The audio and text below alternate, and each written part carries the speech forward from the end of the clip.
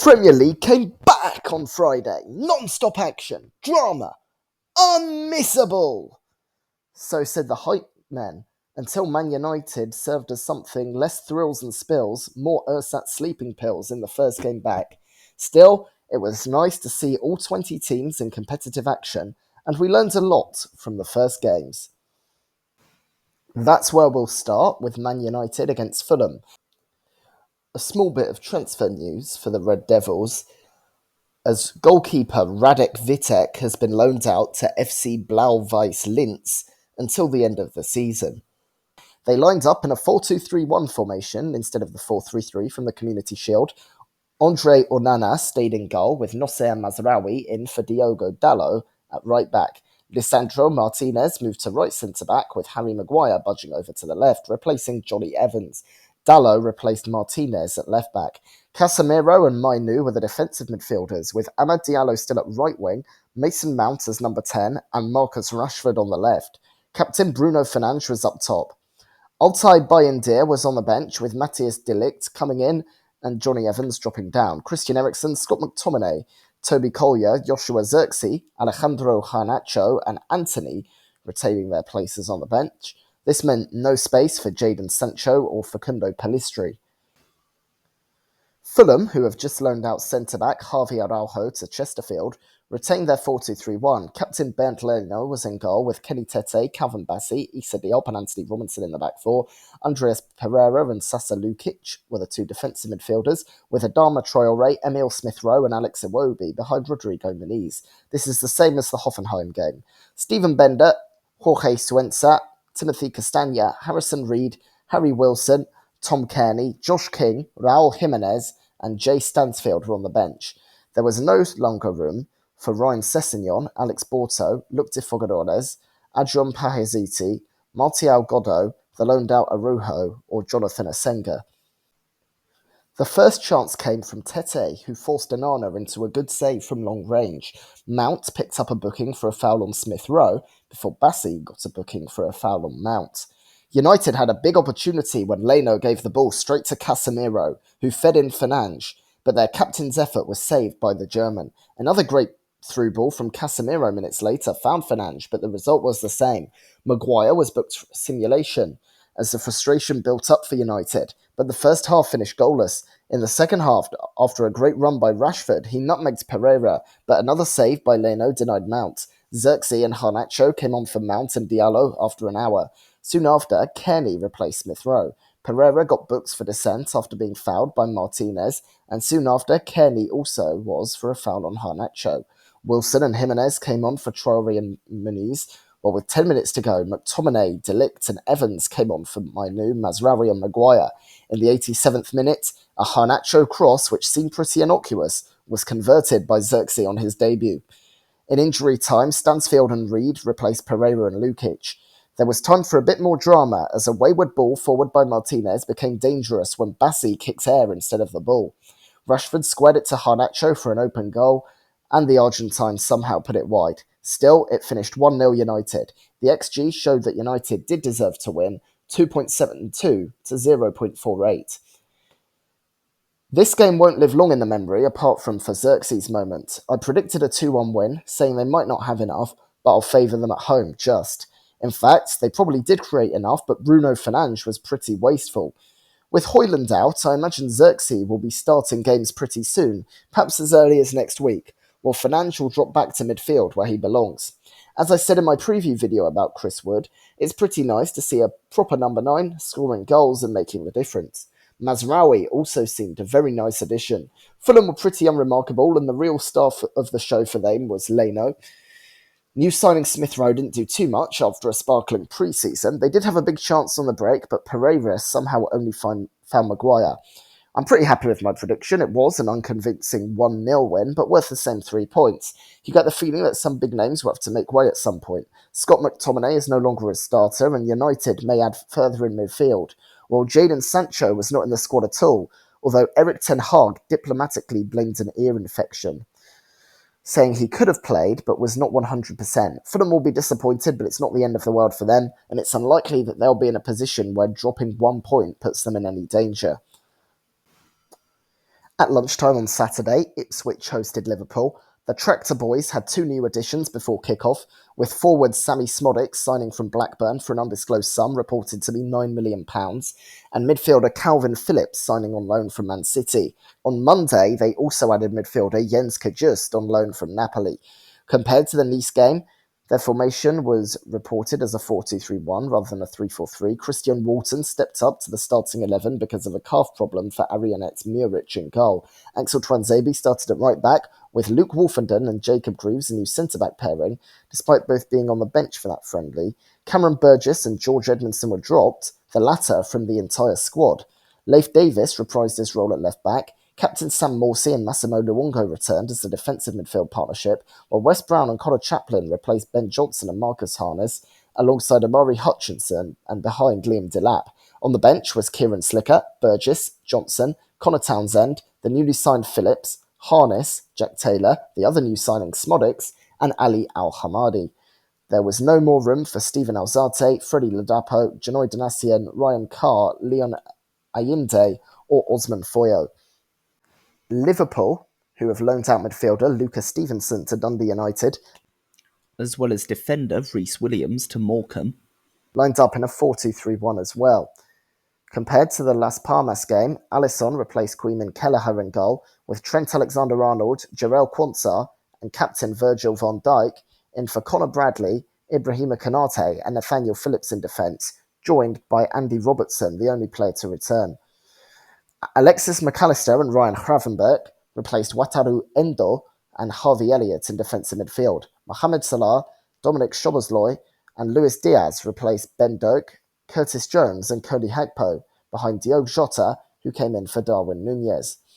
Kelleher, Konate, Kostas Tsimikas, Bradley, Endo, Jones, Elliott, Nunez, and Gravenberch made up the bench, with no more room for Callum Scanlon, Cade Gordon, Amara Nallo, Sepp van den Berg, Tyler Morton, Harvey Blair, or Harvey Davies.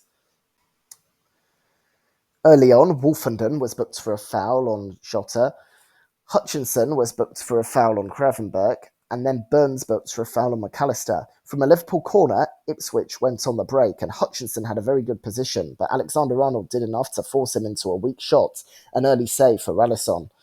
The best chance Liverpool had in the first half was a pot shot from Trent Alexander-Arnold that went over. The first half finished 0-0 with Konate on for Quansah at half-time. Liverpool looked better in the second period, and a nice flowing move on the break saw Alexander-Arnold find Diaz, who scooped over Walton, but also the crossbar. Soon after that, Johnson came on for Burns. Liverpool had a great chance straight away, as after two block shots, an Alexander-Arnold cross was somehow headed wide by Jota. Alexander-Arnold was now in a groove, with a great through ball to Salah, who squared it to Jota for a chance the Portuguese couldn't miss, and the opener. 5 minutes later, Harness and Taylor came on for Chaplin and Luongo. A long ball from Van Dijk found Salah, who found Szoboszlai. A through ball by the Hungarian was touched by Davis back to Salah, who poked past Walton to double the lead. 10 minutes later, Smodics and Al-Hamadi came on for Twanzebe and Delap, Al-Hamadi becoming the first Iraqi ever to play in the Premier League. And soon after, Bradley came on for Alexander-Arnold, and Gakpo and Tsimikas for Jota and Robertson. The last chance came in injury time, as a Gakpo cross, not cleared by Davis, saw a Salah shot saved and Bradley's rebound blocked. Gakpo also picked up a yellow for a foul on Hutchinson. That didn't matter though, as Liverpool won 2-0 and 3.4 to 0.51 in XG. 2-0 was the score I predicted for the Reds, stating that they wouldn't really shine. In fact, the game was a reminder for everyone that has written them off at this early stage that they still have unbelievable talent in Alisson, Van Dijk, Jota, Salah, and others, with Alexander-Arnold showing some brilliant passes and crosses. That said, they only really shone in the second half, and Ipswich, you can say bravely battled, if you like, in the first 45, were actually defensively clinging on in the second period. At home, they were restricted to just a few chances, and Liverpool looked comfortable, scoring two in the blink of an eye. The Reds were pretty poor in the first half, chalking up just 0.10 expected goals, but Ipswich folded under pressure pretty quickly. The calf injury to Muric will be a worry, as will Burns picking up a hamstring problem in the game. They'll be happy that Smodics got minutes and eager to introduce him and Phillips soon. Most of the press will say there were positives to take for Ipswich and so on, and there were, but this patience doesn't last forever, and eventually they'll need to start putting points on the board. and even challenging big teams. Liverpool fans will be pretty happy, and those expecting Arne Slot to guide Liverpool back to the pre-Klopp mediocrity will be pretty glum. After losing too many duels and not getting a hold of the game, Quansah was hooked at half-time for Konate, and putting this down to a centre-back shows that he understands the demands of modern football at the highest level very well. Mo Salah's form at the end of last season and whether he would stay at Anfield was a big question mark, but he seems to have put a full stop to that in 90 minutes of football. Ipswich let them play, and they did play. Not dazzling as a whole, but brilliant enough in parts to get the job done. Now to the 3 p.m. games, starting with Arsenal at home to Wolves. The Gunners went with the same team as the Emirates Cup with a 4-3-3. David Raya was in goal, Ben White, William Saliba, Gabriel Magalhaes and Alexander Zinchenko in the back four. The midfield three was captain Martin Odegaard, Thomas Partey and Declan Rice, with a front three of Bukayo Saka, Kai Havertz and Gabriel Martinelli. Aaron Ramsdale, Yuri Timber, Ricardo Calafiori, Jorginho, Ethan Nwaneri, Gabriel Jesus, Eddie Nketiah, Leandro Trossard and Reece Nelson were on the bench, with no more room for Jakob Kivior, Tommy Setford, Miles Lewis-Skelly, Josh Nichols or Aidan Heaven. For Wolves, who announced on Monday the loaning out of striker Nathan Fraser to Zulte Waregem, as well as right-back Kiana Hoover to Auxerre, it was a 4-2-3-1, with Jose Sarr returning in goal from the Rayo Vallecano friendly. Matt Doherty, Yerson Mosquera, Totti Gomes and Ryan Ait-Nouri were the back four. Joao Gomes and captain Mario Lamina were in defensive midfield, with Hwang Hee-chan on the right.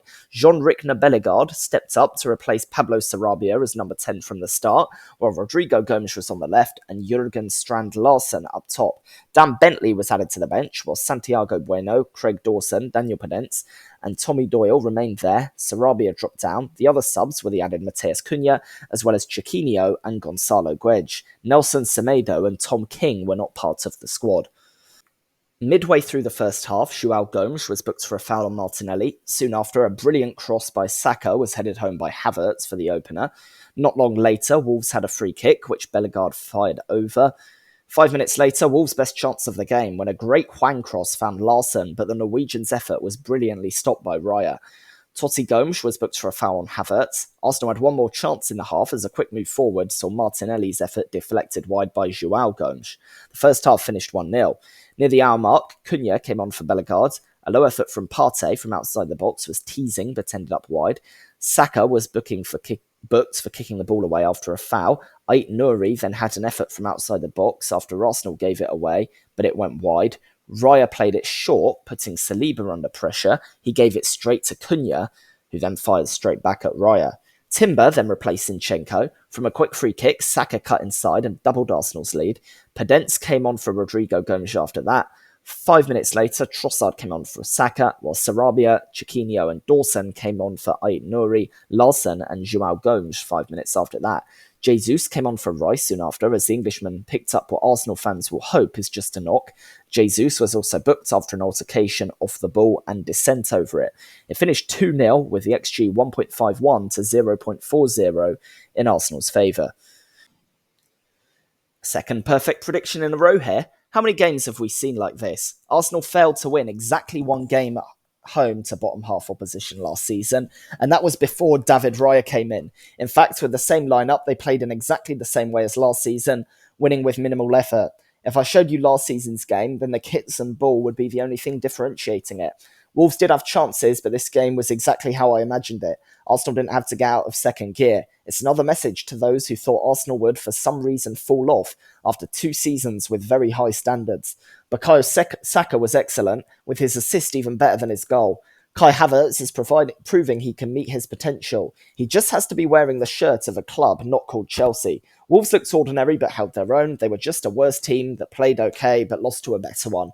Fans of both them meaning Arsenal and Liverpool, would now wait to the next day, eagerly seeing how City might respond. For Wolves, they'll be disappointed mostly in how they failed to take their chances when they did come, but there'll be few games as tough as this for them, and they won't be too hurt. To Goodison Park at the start of its final season. Everton hosting Brighton. They lined up in a 4-2-3-1. Pickford stayed in goal from the Roma friendly, but Seamus Coleman couldn't make this game and was replaced by Ashley Young at right back.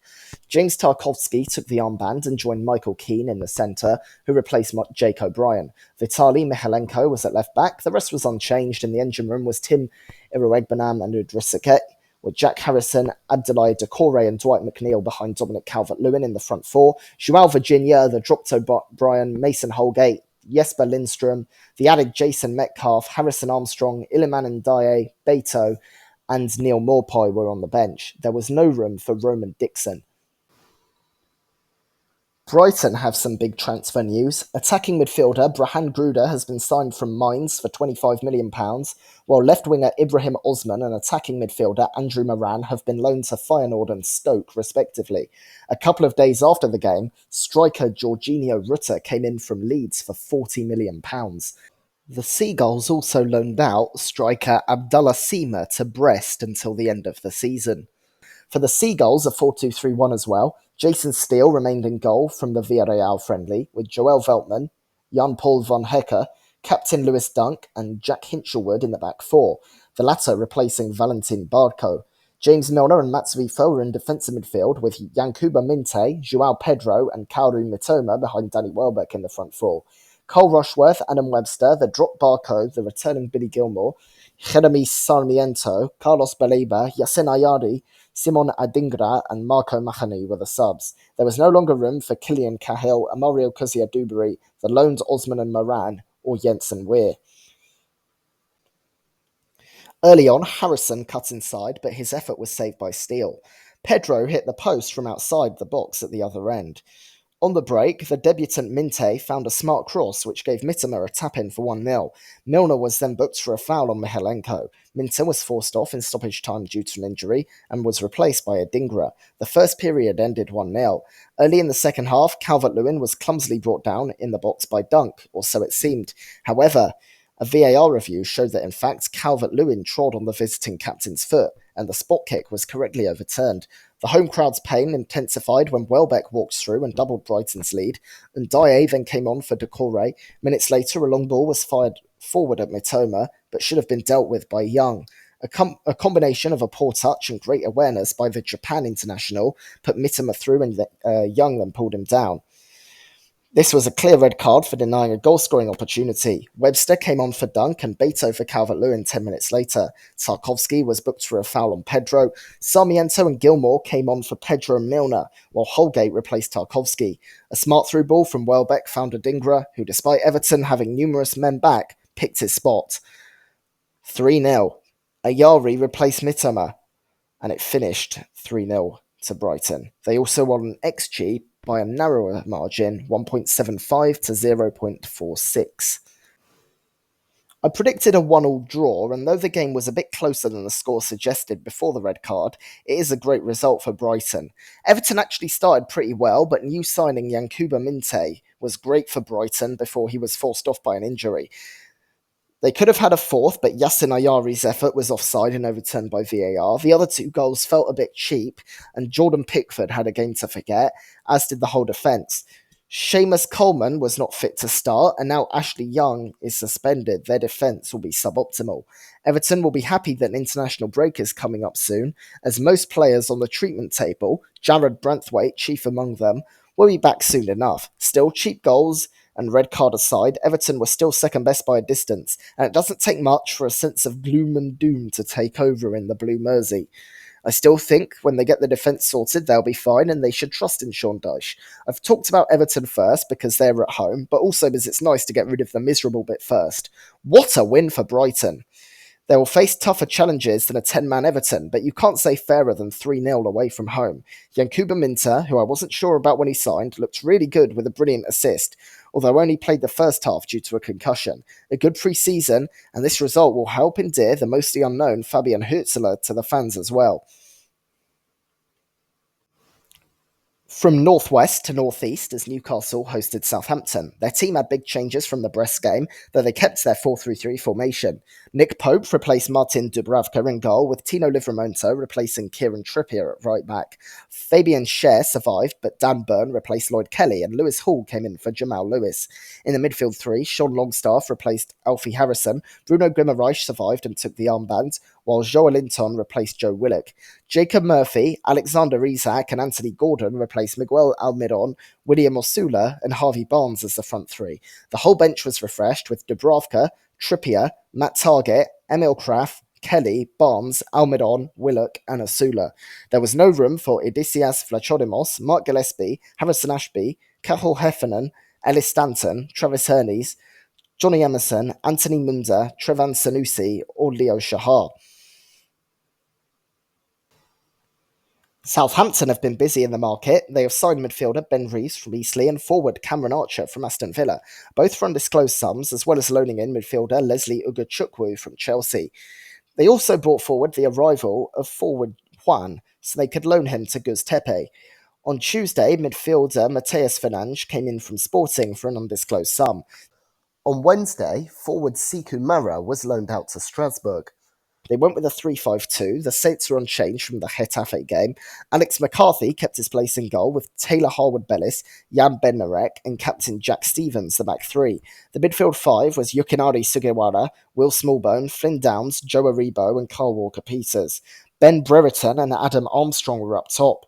Joe Lumley, James Bree, Nathan Wood, Charlie Taylor, the added Carlos Alcaraz, Samuel Edozie, Tyler Dibbling, new signing Archer, and Sam Amo Amior were on the bench. Ryan Manning, Paul Onuachu, Sekou Mara, Ronnie Edwards, and Mateusz Lis were out of the matchday squad.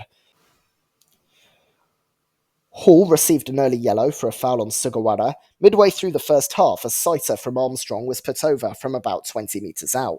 Brereton was fouled by Schär on the ball, and the Switzerland international reacted with a headbutt that earned him a red card. Brereton was also booked for his role in the incident. After this, Kreth came in for Murphy. A good cross from Sugawara was headed high and wide by Brereton from close range.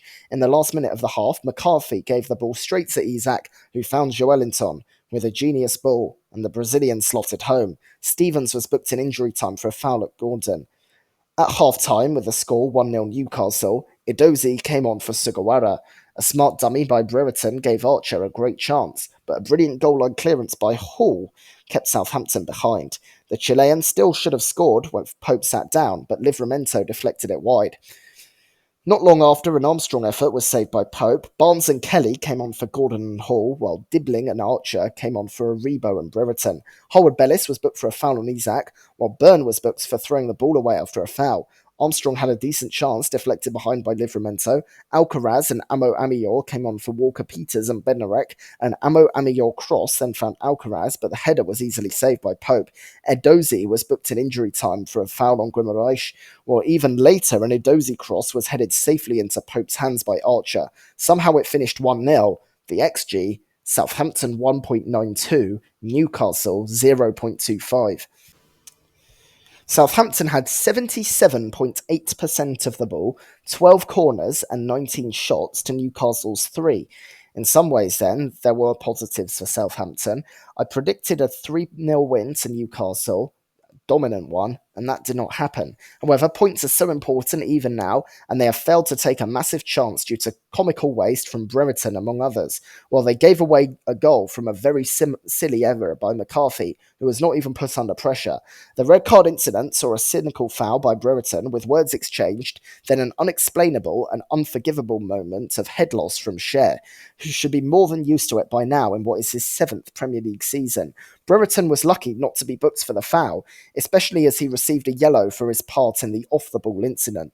The Newcastle fans were loving his toils in front of the net after his antics, and that cannot continue for Southampton. If they want to stay up, they have to take chances. And with 1.92 of shiny XG, something that they will not get away from home often, they took absolutely nothing. They should have won this game, didn't, and if they go down by less than 3 points, they'll definitely look to this one.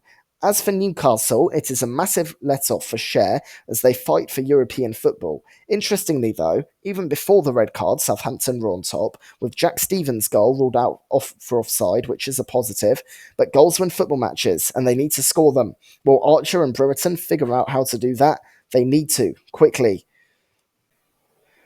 The final non-televised game saw Forest host Bournemouth, the hosts who have recently brought in right-winger Ramon Sosa from Talleres and left-back Alex Moreno on loan from Aston Villa, and loaned left-back Omar Richards to Rio Ave, lined up in a 4-2-3-1, with the goalie Matt Sells and backline of Neco Williams, Williano Bolli, Murillo and Ola Aina unchanged from the Olympiacos friendly. In the engine room, Ibrahim Songare was joined by Danilo, who replaced Elliot Anderson.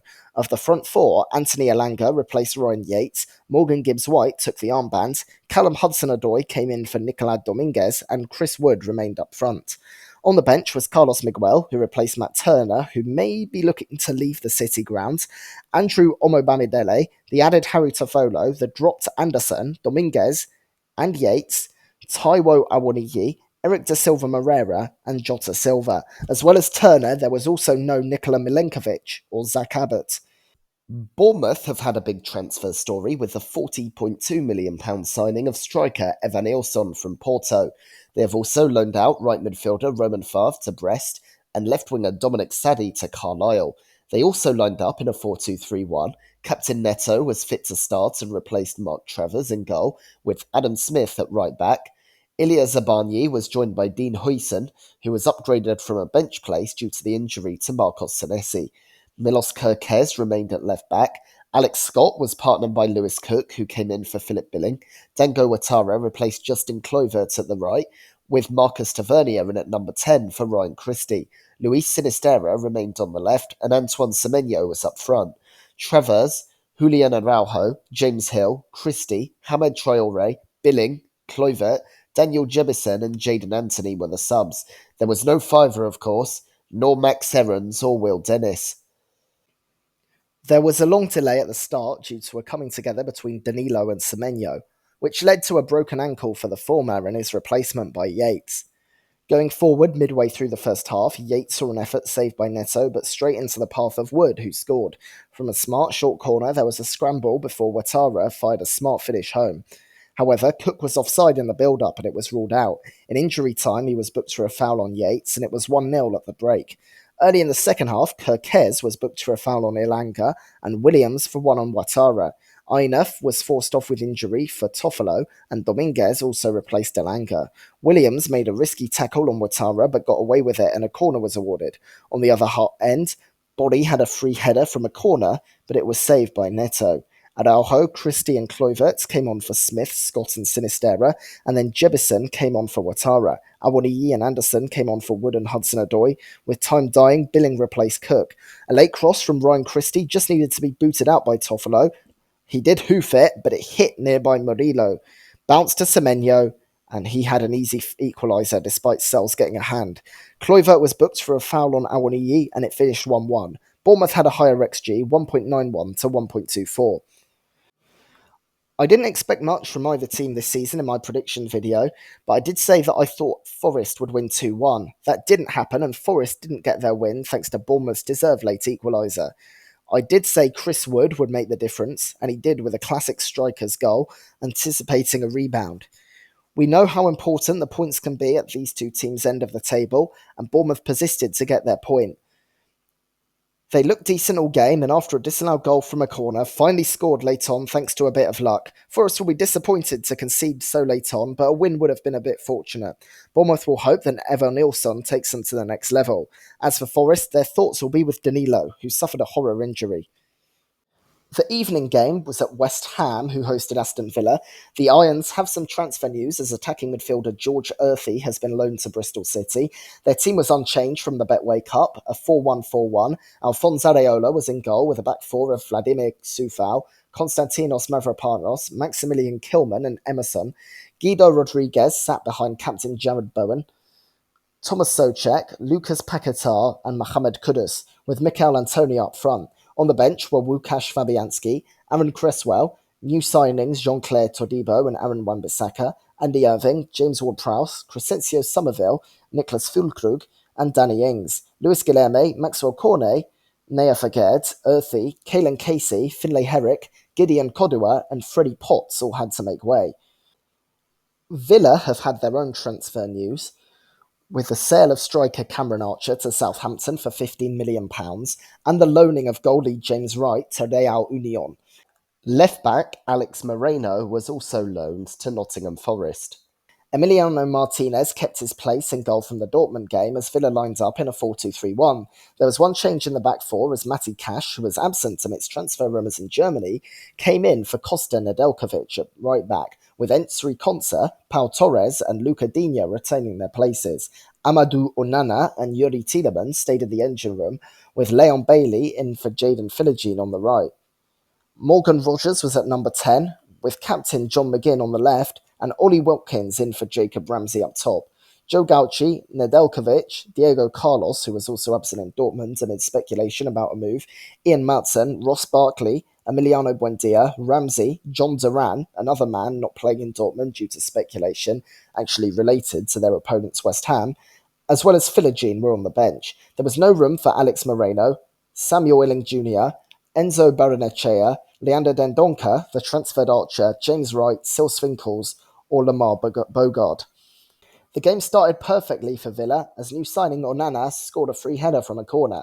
Bailey was booked for a foul on Kudus. Rogers had a run forward and should have scored, but it was saved. A great ball from Cash saw Bailey take a brilliant touch, getting round Adeola, who had to come out.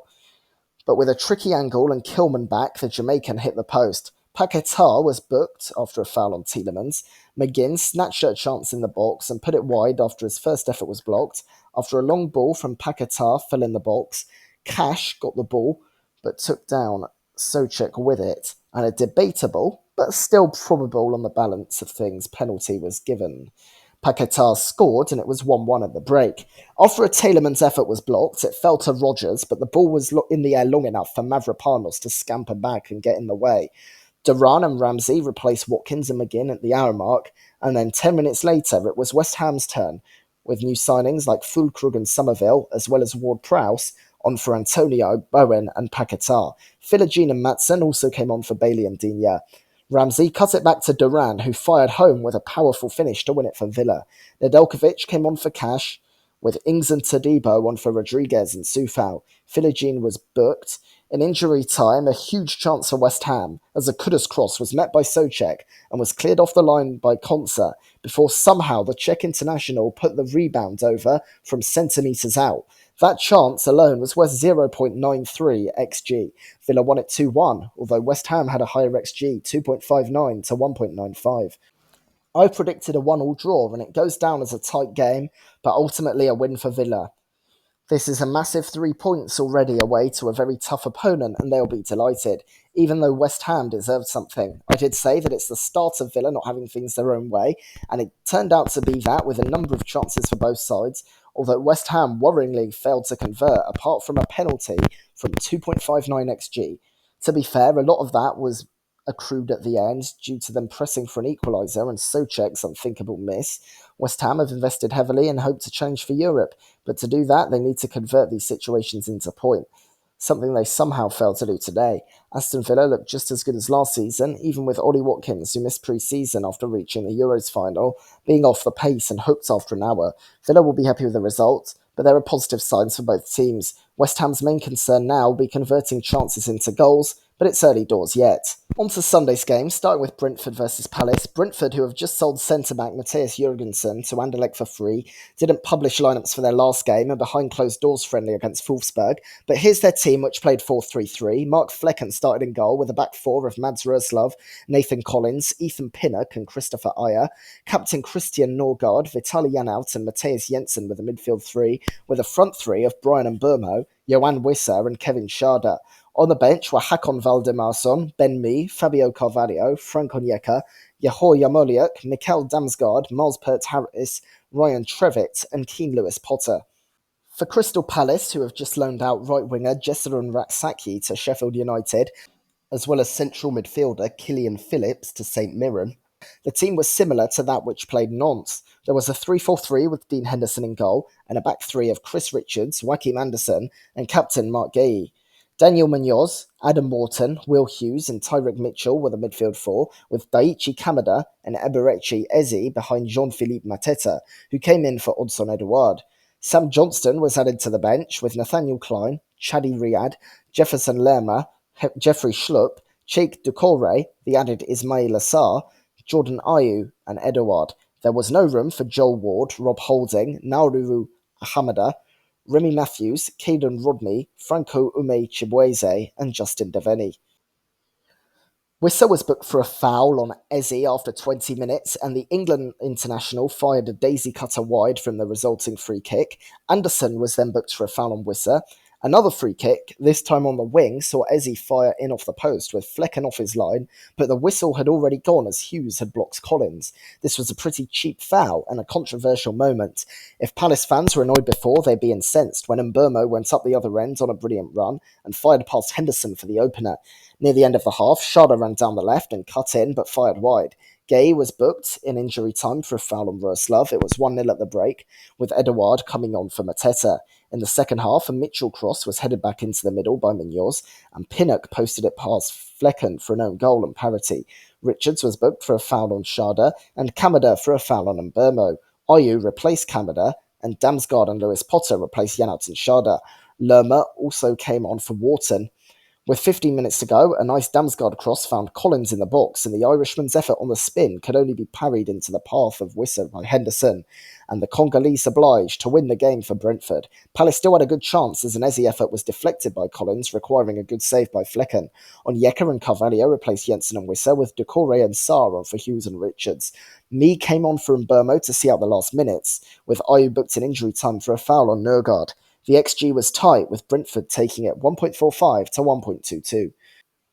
I predicted good things for Palace in another top half finish, starting with a 2-0 win here, but Brentford will be delighted with the performance. Ivan Toney was absent amidst transfer rumours, though he remains a Brentford player and it's unclear whether he will actually leave. Still, Thomas Franks seems unbothered by the possibility of transitioning away from the England international, even without the injured Igor Thiago, until the Brazilian comes back, and if Tony does not return, then they'll have to rely on Wissa, Mbermo and Sharda, though clearly not the most ferocious front three in the league. They showed great quality today, and that was the difference for Brentford. Crystal Palace fans will point to the Eze free kick, with the referee declaring the ball dead and awarding a free kick before the ball went in, therefore ending any possibility of VAR overturning it. From these situations, there often seems to be a million fouls on both sides. But in this case, it actually seems soft to flag up an infringement. Most people seem annoyed about the early whistle rather than the actual foul because VAR couldn't have a closer look.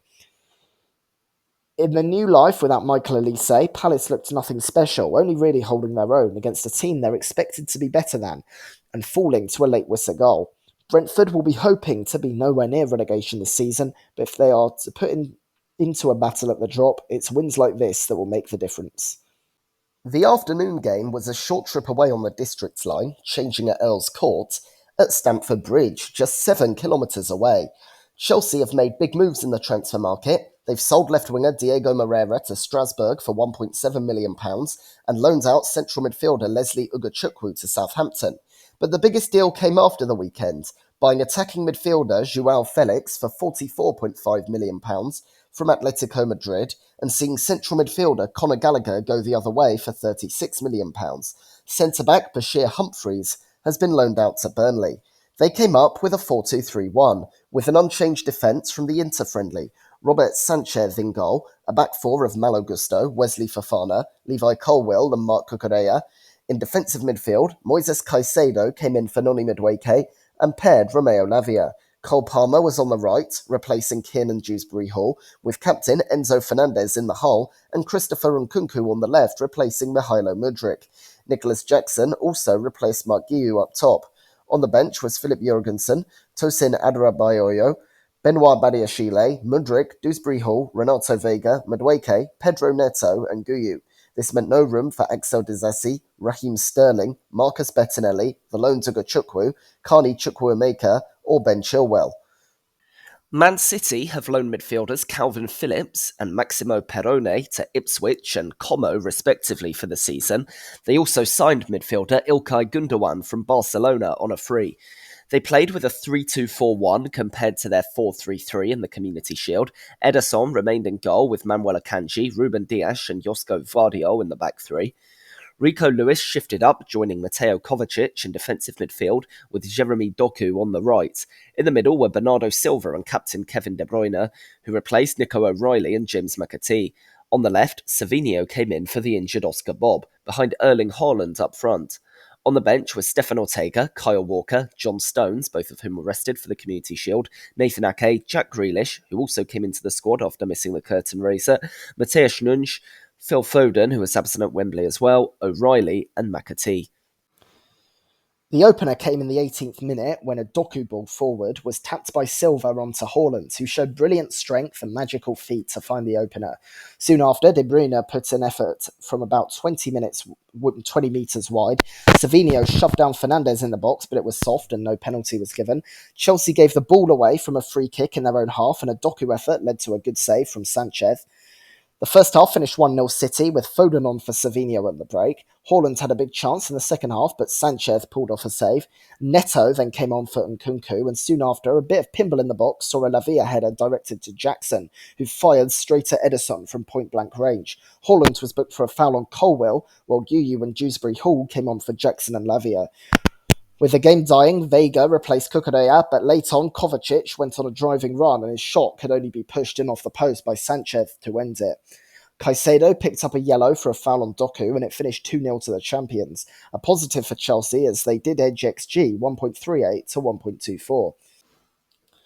Man City will be delighted with that performance, though, because they rolled over Chelsea and Pep Guardiola showed smart innovation worthy of the best manager in the world. After the Euros victory, Marc Cucurella famously sang, "Haaland trembles when Cucurella is coming," in Spanish, something that will be embarrassing to him now. His compatriot Guardiola targeted the wings, playing Savinho and Doku as official wingers, but also Kevin De Bruyne very wide on the left. This exposed Cucurella and Malo Gusto, because they received little defensive support from Palmer and Nkunku, Chelsea's wide men, who mostly stayed forward.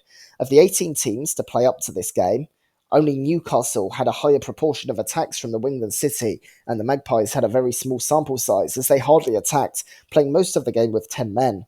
Watch Haaland's opener again, and notice how far Chelsea have been dragged to the right, City's left, by De Bruyne, giving Haaland space as Palmer is still in the City half. Haaland proves that he is still a cheat code, bullying Cucurella and firing past Sanchez in brilliant fashion. The number 9 once again channeled a Norse god, empowering his way through the defence, adjusting his feet rapidly, and finding an obscure yet perfect angle to give City the lead. At the other end was Nicholas Jackson, who had two big chances. Firstly, a Cole Palmer effort was badly spilled by Ederson into the Senegal man's path, and it was a smart finish, but he inexplicably was offside. Attacking positioning is even more important than finishing for a striker, and the best strikers in the world score a number of tap-ins because they know where the ball is, and they know where the goal is. So to stand offside for no reason, when being there is not even an advantage, is to me a crime just as big, if not bigger, than missing an open goal. His volley straight at Ederson was a much tougher chance, although one he'll be disappointed not to take. Jackson is liked in West London, but he still has a way to go to convince the football world of his ability. The other big battle was in midfield. City were without Rodri, who picked up a knock in the Euro final, but Mateo Kovacic showed Chelsea fans what they were missing with a brilliant performance, exposing the midfield space left in the gap as Enzo Fernandez was played higher up than usual. Rico Lewis looked natural on the other side.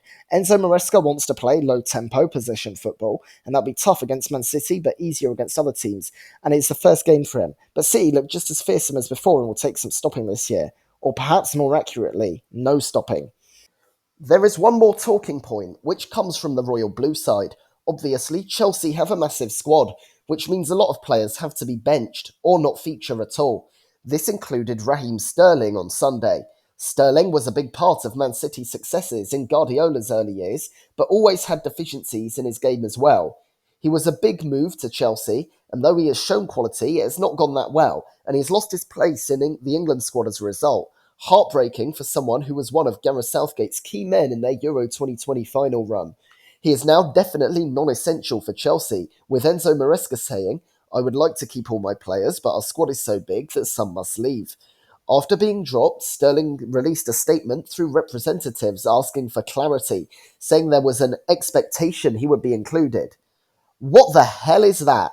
Look, a lot of unfair criticism, to use a very diplomatic word, has come at Sterling in his career from the press and media, and worse from the general public, and it's good that a footballer wants to play. No one is happy to be left out. However, this statement is disrespectful and ridiculous. The manager ultimately has to have authority on who to select, and that needs to be respected. It's not for a player to complain publicly, but to work to get his way back in. Chelsea are in 5 competitions this season, and the Conference League, where they are playing next, would be the perfect chance for those on the periphery to get their way back onto the team sheet in the league. After this incident, he has not even been included in the European squad and will probably never play for Chelsea again. I understand privately having conversations about what's best for his career, but this does not look good on him, especially when 2 years of mediocre performances in Chelsea colours are the reason he's in doubt in the first place. It also reflects very badly on Chelsea. Their squad is still so bloated that players are having to train alone or with the youth team. And Conor Gallagher, who's been at the club for 14 years and came through the youth ranks, was sidelined before being shipped off to Atletico Madrid, with several other players still completely out in the dark, not knowing what the future holds for their career. Monday's game was between Leicester City and Spurs. Funnily enough, on the day of the match, Leicester bought defensive midfielder Oliver Skipp from the Lily Whites for £20 million. Leicester lined up in a 4-2-3-1 formation, with Mads Hermansen keeping his spot in goal from the Lens game.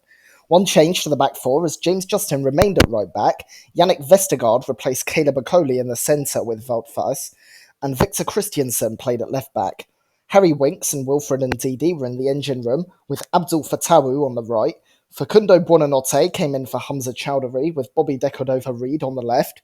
Captain Jamie Vardy replaced the injured Patson Daka. On the bench was Danny Ward, Okoli, Ricardo Pereira, Ben Nelson, Chowdhury, Bubakari Samare, Casey McAteer, Steffi Mavididi, and Thomas Cannon. There was no Daniel Everson or Will Alves. A couple of transfer updates for Spurs, with left winger Wilson Odobert purchased from Burnley for an undisclosed sum. Of course, midfielder Oliver Skipp going to Leicester for an undisclosed fee, while striker Jamie Donnelly is loaned for Leyton Orient. They have some changes from the Visit Malta Cup game, lining up in a 4-3-3. Guglielmo Vicario stayed in goal, but Pedro Porro is the only one to keep his place in the back four. Christian Romero, Mickey van der Veen and Destiny Adogi replace Radu Dagrasin, Ben Davies and Jed Spence in the starting lineup. Pap Sarr starts in midfield, but Yves Bissouma was suspended by the club after a video of him inhaling laughing gas emerged, with Rodrigo Bentancur replacing him.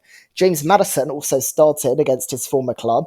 The front three saw one change, with Brennan Johnson joined by new signing Dominic Solanke in for Dejan Kulusevski, while captain Son Heung-min remained on the left. On the bench was Brandon Austin, Dragosin, Spence, Davies, Archie Gray, Lucas Bergval, Kulusevski, Richarlison, who returned to the squad, and Timo Werner. There was no place for the transferred Skipp, Manor Solomon, Alfie Devine, Luca Gunter, Mikey Moore, Will Lancashire, or the loaned out Donnelly. An early corner saw a decent headed chance by Bentancur cleared off the line by Ndidi. The ball was played back in, but Johnson's effort was saved by Hermansen. A really nice cross by Son came to Solanke, but his header was straight at the Foxes keeper. Spurs' pressure finally paid off when a delicious ball by Maddison was smartly headed in by Porro. The first half finished 1-0 Spurs. In the second, Solanke had another effort stopped by Hermansen. At the other end, a Christian cross missed everyone. Came back to Fatawu, who delivered a peach to find Vardy unmarked and played onside. The Leicester captain headed home an open goal to equalise. Bentancur was booked for a foul on Ndidi. Vardy was then played through on goal by Buonanotte, but his effort was saved by Vicario. After this, a grim head injury to Bentancur saw him forced off for Gray, while Bergval, Werner and Kulusevski also came on for Sarr, Johnson and Maddison. Mavididi and Zumare also came on for Vardy and Buonanotte. McAteer came on for Decordova-Reid. In injury time, Bergval lost it to Mavididi, who picked out Ndidi in space, but the Nigerian's header was saved by Vicario, who then proceeded to go ballistic at Bergvall. Spencer Richarlison came on for Porro and Son, with Face booked for a foul on Kulusevski. It finished 1-1. XG was also tight, with Spurs taking it 1.21 to 1.09. I predicted this to be 4-0 Spurs, and in the first half it would have seemed my predictions were coming true.